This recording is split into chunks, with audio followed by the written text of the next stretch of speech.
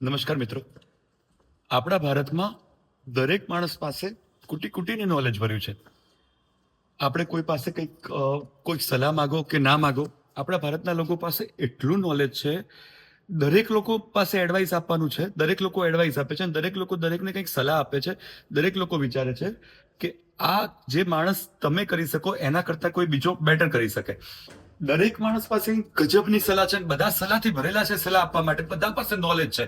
Knowledge એટલું ખૂટીને ભર્યું છે કે મતલબ ખૂટે એમ જ નથી. તમે કોઈ એક સલાહ માંગશો, લોકો તમને 2 સલાહ આપશે, 4 માંગશો 8 આપશે. તો સલાહ આપવા તો બધા આખા બેઠા જ છે. ભારતના લોકો પાસે ખૂબ બધું નોલેજ છે, પણ એક વસ્તુ તમારે વિચારી લેવી કે તમારી સલાહ બીજાને કામ આવે એમ નથી કે ખુદને કામ આવે એમ નથી. તમારી સલાહ તમારે ખુદને કામ આવી જોઈએ, તો કંઈક કામની છે. તો લોકોને આપણે જયારે સલાહ આપતા હોઈએ ત્યારે આપણે એ વિચારું કે આ સલાહ મારા પર એપ્લાય થાય છે કે એમ નહીં. તો જે તમે બીજાને જે સલાહ આપો છો તે સલાહ ખુદના માટે સૌથી બેસ્ટ સલાહ હોય છે, બેસ્ટ એડવાઇસ હોય છે.